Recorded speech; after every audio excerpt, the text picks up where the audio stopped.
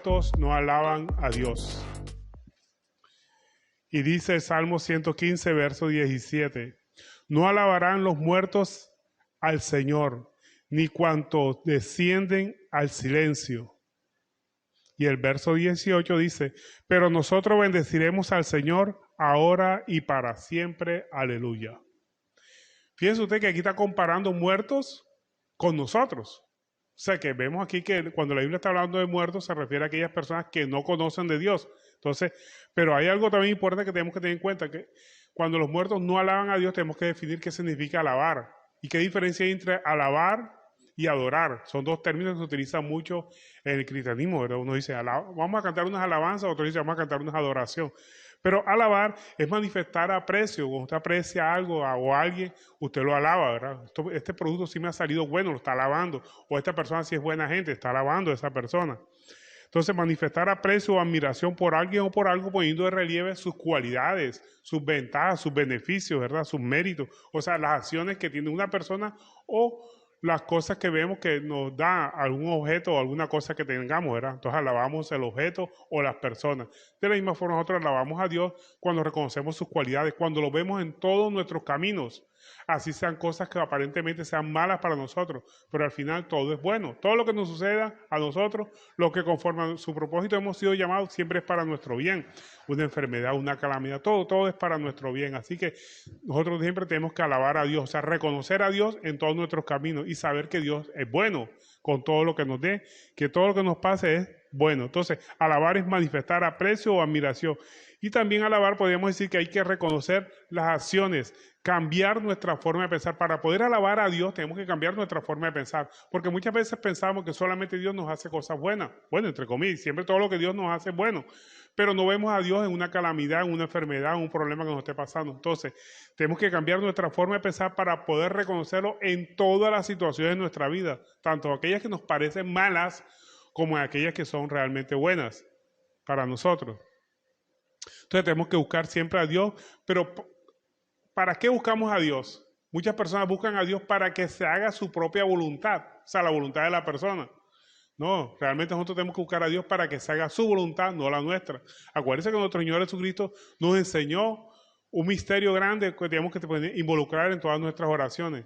Él dijo, Padre, si quieres, quita esta copa de mí, si quieres, pero que no se haga mi voluntad, sino la tuya. O sea, nosotros estamos aquí para hacer la voluntad de Dios. Cuando nosotros buscamos un rey, un Dios absoluto como es Jehová de los ejércitos, no es para que Él haga mi voluntad o nuestra voluntad, es para que nosotros hagamos su voluntad. Entonces tenemos que cambiar nuestra forma de pensar para poder reconocer todas sus acciones y que sabemos que todo lo que el Señor permite en nuestra vida es para nuestro bien. Miremos lo que nos dice al respecto Romanos capítulo 12, verso 2.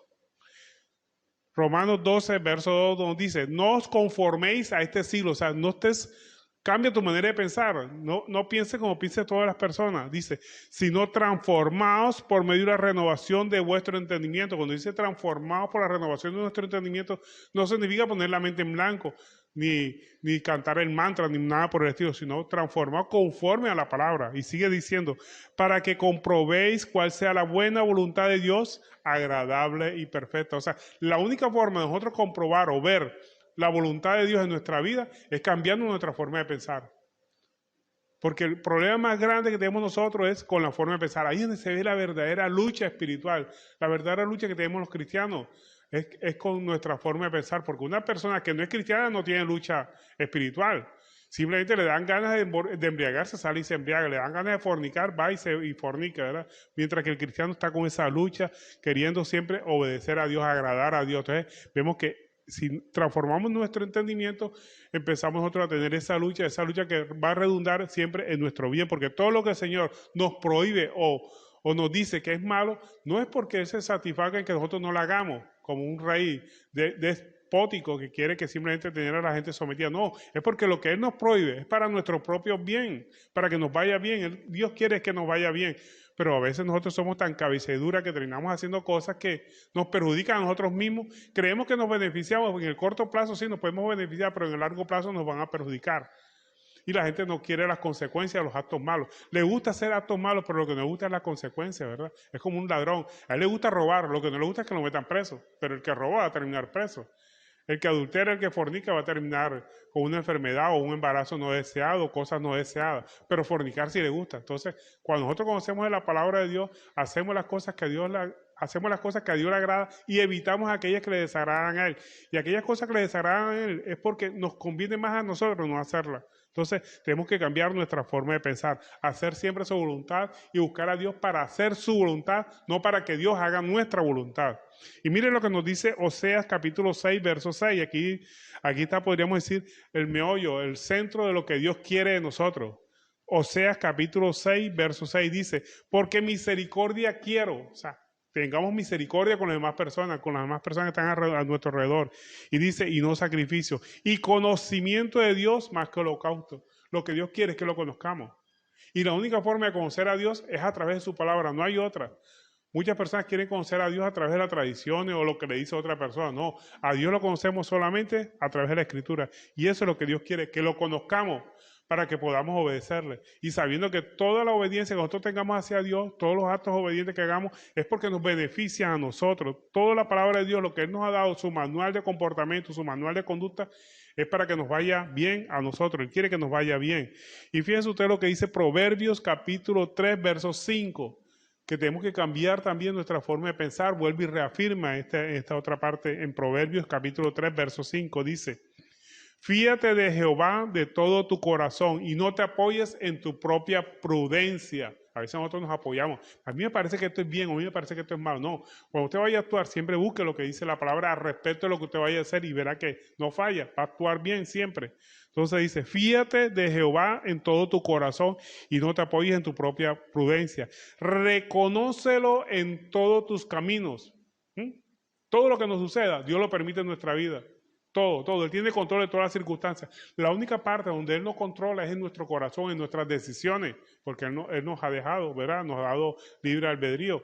Pero nosotros somos los que tenemos que decidir hacer las cosas bien. Entonces, reconoce en todos tus caminos y Él enderezará tus veredas. Si nosotros vemos a Dios, reconocemos la mano de Dios en todo lo que nos suceda, inclusive aquellas cosas, como ya dijimos, aquellas cosas que aparentemente son malas para nosotros, Él enderezará nuestros caminos. Entonces, reconócelo en todos tus caminos. Con respecto al libre albedrío, solamente nosotros tenemos libre albedrío cuando conocemos de la palabra de Dios. Mientras no conocemos la palabra de Dios, no tenemos libre albedrío, porque el libre albedrío viene de cuando conocemos qué es lo bueno y qué es lo malo. Y nosotros tenemos capacidad para decidir si hacer lo bueno o hacer lo malo. Pero mientras no conozcamos la palabra de Dios y no tengamos el Espíritu Santo reposando o viviendo en nosotros, no tenemos libre albedrío. Tenemos simplemente una voluntad destinada a hacer siempre lo malo. Ahora, ¿qué significa adorar? Ya vimos lo que significaba alabar, ¿verdad? Hablar bien de Dios, manifestar aprecio o admiración hacia Él. Pero adorar significa amar en extremo. Eso significa amar, adorar, amar en extremo. Y nuestro amor en extremo tiene que ser siempre hacia Dios. Decidir amar. Nosotros tenemos que decidir amar a Dios y las cosas que Dios nos manda sobre todas las cosas. Y a nuestro prójimo como a nosotros mismos. Entonces tenemos que decidir amar. Vemos aquí que cuando nosotros conocemos la palabra de Dios, el amor no es un sentimiento, como se nos ha inculcado, ¿verdad? Inclusive el diccionario define amor como sentimiento. Pero a la luz de la palabra de Dios, el amor no es un sentimiento, es una decisión. Nosotros decidimos amar, así como Dios decidió amarnos, como dice Juan 3:16, ¿verdad? De tal manera amó Dios al mundo que entregó, o sea, Él decidió amarnos y por ello entregó a su Hijo para que todo aquel que Él crea no se pierda, mas tenga vida eterna. Entonces, cuando nosotros decidimos amar, entregamos nuestro corazón por amor a Él. Entonces ya no vivimos nosotros, sino que Cristo vive en nosotros. Y en 1 Juan 5, verso 1 nos dice, todo aquel que cree que Jesús es el Cristo es nacido de Dios. Y todo el que ama, o sea, que adora a Dios, es el al que engendró, también ama al que ha sido engendrado por Él. O sea, si nosotros amamos a Dios, el que nos engendró, también amamos a todos los que Dios engendró, o sea, a los hermanos en Cristo, todos los que están con nosotros, acompañándonos en este caminar cristiano que tenemos. La Biblia también nos señala que hay dos clases de hombres. El hombre natural, desde que nosotros nacemos, nosotros somos hombre natural, por así decirlo. O sea, que nosotros nacimos, espiritualmente muertos. La persona que nace espiritualmente muerto, no adora a Dios porque no ve a Dios en sus caminos. Simplemente ataca todo lo que le sucede a la buena o a la mala suerte, o al vecino o al el pariente o la persona que estén al lado de él, le achaca su buena o su mala suerte. Ese es el hombre natural.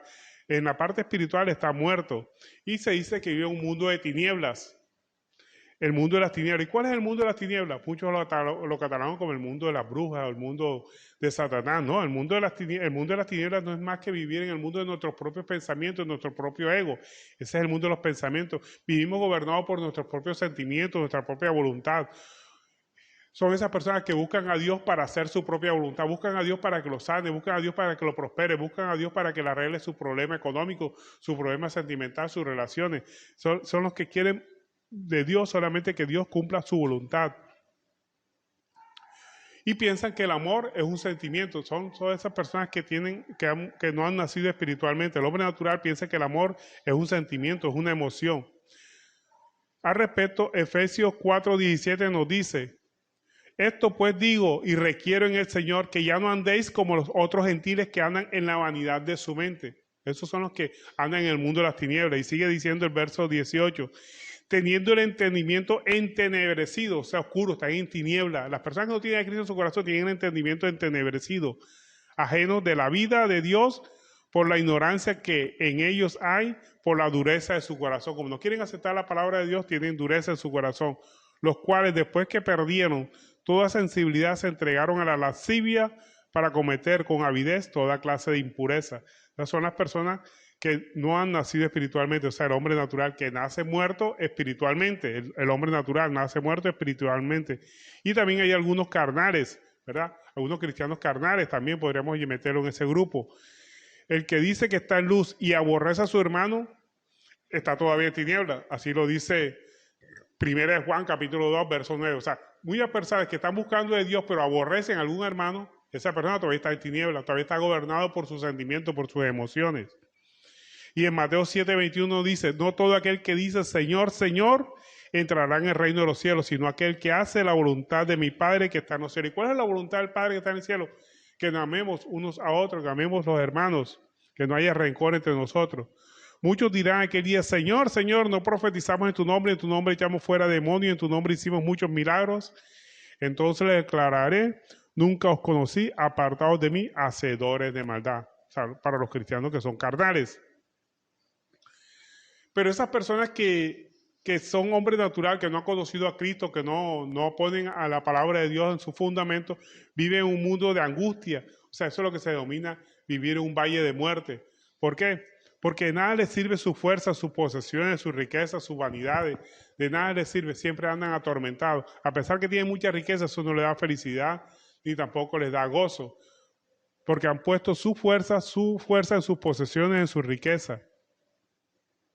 Y 1 Samuel 2:9 nos dice al respecto: él guarda los pies de los santos, mas los impíos perecen en tinieblas. Fíjense ustedes que la Biblia, cuando habla tinieblas, no se refiere a brujas, ni a Satanás, ni nada por el estilo. Está hablando desde el reino de los pensamientos de las personas, los que andan conforme a su criterio. Dice: el que guarda los pies de sus santos, mas los impíos perecen en tinieblas, porque nadie será fuerte en su propia fuerza. Nadie será fuerte en su propia fuerza, o sea, en sus posesiones, en su riqueza, en su vanidad, nadie va a ser fuerza. Nuestra fortaleza viene de Jehová, que hizo los cielos y la tierra. Entonces, aquí vemos lo que son el hombre espiritual. Pero también vemos que su condición ante Dios es que ellos no pueden discernir la palabra de Dios. Todo lo que es de la palabra de Dios le parece locura. Y no puede entender la palabra de Dios, es locura, es incoherente. 1 Corintios 2:14 nos dice: pero el hombre natural, o sea, esa persona que no ha recibido a Cristo en su corazón, que no es cristiano, dice, no percibe las cosas que son del Espíritu de Dios, porque para él son locura. Muchas personas, cuando uno les habla de la palabra de Dios, creen que eso es locura. Y no las pueden entender porque se han de discernir espiritualmente. En cambio, el espiritual juzga todas las cosas, pero él no es juzgado por nadie. Entonces vemos aquí cómo la palabra de Dios nos está mostrando que el hombre natural, su condición ante Dios es que él no puede discernir la palabra de Dios. ¿Qué tenemos que hacer con esas personas que no disciernen la palabra de Dios? Cuando uno nos encontramos con los inconversos, tenemos que evangelizarlos. ¿Y qué significa evangelizar? Evangelizar es tratarlos como cuando usted quiere ser amigo a alguien, ¿verdad? Tiene que buscar los puntos en los que podamos estar en comunes con esa persona para no entrar en conflicto. Evitar la actitud del que lo sabe todo, ¿verdad? Eso es lo importante, que busquemos siempre tener amistad con esa persona. El evangelizar es como un arte, el arte de entender a la gente. Tenemos que buscar aplicar esa arte. Procurar que los demás se sientan aceptados. Ser sensible a las necesidades y sus preocupaciones. Eso es evangelizar. Tratar de hablar el mismo lenguaje con la persona que le estamos transmitiendo el mensaje cristiano. Pensar las mismas ideas de otros. Ayudar a los que no tienen el conocimiento cristiano, pero no no buscar debatir con esa persona, simplemente a enseñarle lo que dice la palabra de Dios. Y eso nos enseñó el apóstol Pablo en Romanos capítulo 15, verso 1. Nuestro Señor Jesucristo a través del apóstol Pablo dice: así que los que son fuertes debemos soportar la flaqueza de los débiles y no agradarnos a nosotros mismos. No demostrar que sabemos mucha Biblia, sino tratar de ser amigos de esas personas para tratar de evangelizarlo de esa forma. Y sigue diciendo el apóstol Pablo en 1 Corintios 9:22, dice: me he hecho débil a los débiles para ganar a los débiles. A todos me he hecho de todo para que de todos modos se salve alguno. Entonces nosotros tenemos que buscar siempre la salvación de las personas, y la única forma de buscar la salvación de las personas es tratar de ser amigos para poderlos evangelizar. Y ya sabemos que el Salmo 115, verso 18 nos dice: pero nosotros bendeciremos al Señor. Entonces, en la bendición que nosotros hagamos hacia el Señor, o sea, cuando reconocemos a Dios en todos nuestros caminos, vamos a encontrar muchas bendiciones de ahora y para siempre. El que ha resucitado espiritualmente es el nuevo hombre que tenemos que procurar nosotros mantener. Es experimentar el nuevo nacimiento. ¿Y qué es el nuevo nacimiento? Nosotros experimentamos dos nacimientos: el nacimiento carnal, que conocemos en nuestra madre, ¿verdad? Ese es el nacimiento carnal o el hombre natural. Pero el nacimiento espiritual, solamente podemos nacer espiritualmente cuando hemos recibido a Cristo en nuestro corazón, en nuestra vida. Eso es lo que se conoce como la nueva vida. Y eso lo recibimos cuando recibimos a Cristo en nuestro corazón. Así lo dice Efesios capítulo 2, verso 1. Dice: y Él nos dio vida a nosotros cuando estábamos muertos de nuestros delitos y pecados. Cristo es el que nos da vida. O sea, no habrá ninguna obra que nosotros hagamos por el cual nosotros podamos tener vida, solamente a través de la obra redentora de Cristo en la cruz del Calvario. ¿Y qué significa tener nueva vida? Cambiar de mente, cambiar de mentalidad con la obra redentora de Cristo. Y que ese cambio de la mentalidad que tengamos nosotros indique un cambio de vida, porque de nada sirve cambiar nuestra manera de pensar si nosotros no cambiamos nuestra manera de actuar. Ese es el nuevo nacimiento. Cambiamos de mente, pero cambiamos nuestra manera de pensar. Por eso Efesios 4:22 nos dice: en cuanto a la pasada manera de vivir, despojado del viejo hombre, que está viciado conforme a los deseos engañosos, y renovados en el espíritu de vuestra mente. Ve que todo el problema radica en nuestra mente, en nuestra forma de pensar. Esa es la que tenemos que cambiar. Renovados en el espíritu de vuestra mente y vestidos del nuevo hombre, creado según Dios, en la justicia y santidad de la verdad. Entonces, el hombre espiritual es aquella persona que está muerto a sus deseos carnales y vivos para amar a Dios y a nuestros semejantes. Ese es el verdadero hombre espiritual, que ha nacido espiritualmente, pero que ha muerto a sus deseos carnales. Fíjense ustedes que para vivir espiritualmente tenemos que morir a nuestros deseos carnales para poder vivir a los deseos de Dios y poder amar a nuestro prójimo. Y dedicar toda nuestra vida a hacer lo que Dios le agrada. ¿Y qué es lo que a Dios le agrada? Precisamente que lo amemos a Él sobre todas las cosas y a nuestro prójimo como a nosotros mismos. Pasar de vivos carnales a muertos carnales. O sea, a muertos a nuestros deseos, a nuestras pasiones. Y también amar a nuestro hermano. Cuando nosotros amamos a nuestro hermano, pasamos de muertos a vivos espirituales. Anteriormente estábamos muertos espiritualmente, tenemos que pasar a vivos espirituales. Eso le agrada mucho a Dios. Colosenses 3:1 nos dice: si pues habéis resucitado en Cristo, buscáis las cosas de arriba, donde está Cristo sentado a la diestra de Dios.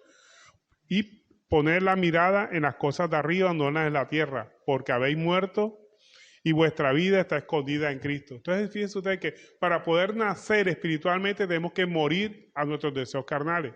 Cuando nosotros buscamos a Dios, los verdaderos vivos espiritualmente hablando, son aquellos que están muertos a sus deseos y vivos para Dios. Y 1 Juan capítulo 3, verso 14 nos dice, nosotros sabemos que hemos pasado de muerte a vida en que amamos a los hermanos. El que no ama a su hermano permanece en muerte. Fíjense ustedes cómo nos dice la palabra de Dios, que el que no ama a su hermano permanece en muerte, aunque crea que está vivo. Le agrego yo, aunque crea que está vivo. Ahora, vemos aquí que la Biblia nos está mostrando los beneficios de alabar a Dios. ¿Cuáles son los beneficios de alabar a Dios? Claro, alabar a Dios en todas las circunstancias, porque es fácil alabar a Dios cuando las cosas nos van bien, pero alabar a Dios cuando las cosas nos van mal, cuando no tenemos trabajo, cuando estamos enfermos, cuando estamos en situación calamitosa, es difícil, ¿verdad? Pero ahí tenemos que alabar a Dios también. Ahora, vamos a ver cuáles son los beneficios de alabar a Dios ya para concluir. Evitamos la quejadera o la quejabanza, evitamos que señalar las cosas que nos están molestando en un momento dado. Y cuando alabamos a Dios, cuando oramos a Dios, no le llevamos queja, démosle gracias. Gracias, Señor, por esta enfermedad. Comencemos a agradecer a Dios por todo lo que nos está sucediendo, inclusive por aquellas cosas que aparentemente son malas para nosotros. Evitemos la quejadera. Otro beneficio de alabar a Dios es que vienen más bendiciones. Entre más agradecidos seamos con las cosas que nos estén pasando, porque sabemos que viene de parte de Dios, más bendiciones vamos a recibir. Aunque no las veamos en el momento, pero van a venir. Cuando somos agradecidos, el agradecimiento es como un imán que atrae más bendiciones. Entonces, empecemos a ser agradecidos y es que vamos a ver las bendiciones de Dios, pero ser agradecidos en todas las circunstancias, no solamente en las buenas, sino en aquellas que aparentemente son malas para nosotros. Acuérdense que todo es para nuestro bien.